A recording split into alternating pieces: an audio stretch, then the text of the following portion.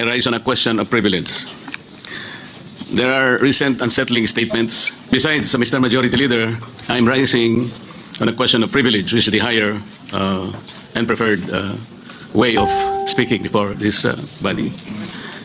Mr. President, I am armed by the explanation of the Majority Leader that we're not questioning the prerogative of the presiding officer, but we can question the Senate President on issues that are quite legitimate, such as the matters I would like to raise today.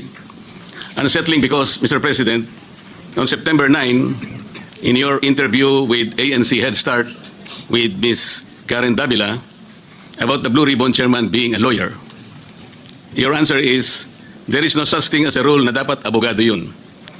Abogado ka nga, di ka naman magaling mag-imbestiga, di ba? So useless.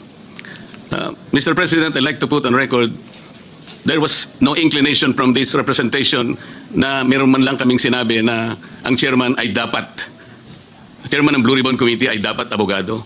Wala po kaming kahit na shadow ng inclination or any reference to that matter, wala po kaming sinasabi.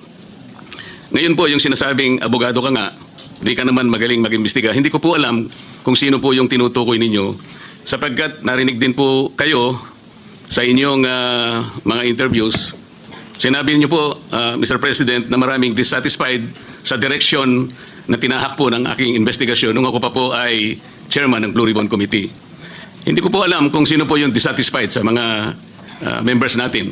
Wala naman pong perfecto, Mr. President, pero sa akin pong pananaw ay ginawa ko po yung aking makakaya. Kung meron man po akong pagkukulang, ay humihingi po ako ng tawad sa aking mga kasamahan sa Blue Ribbon Committee. Ngunit hindi ko po sinadya na ilihis sa direksyon ng tamang pag-iimbestiga ang ating Blue Ribbon Committee. Noong September 10 po, 2025, ang programa pong Sa Totoo Lang, sa 1PH, nandun po yata si Joe Francisco, Chicky Berhel, Cheryl Cosing. Ang sabi po ninyo, with reference to the affidavit of the Discayas, may suspetsa kami na inedit yung affidavit. Mr. President, ito po ay indirect affront to the integrity of this representation. Yung lamang pong pagsuspetsahan niyo na inedit yung affidavit, paano kayo nagsuspetsa?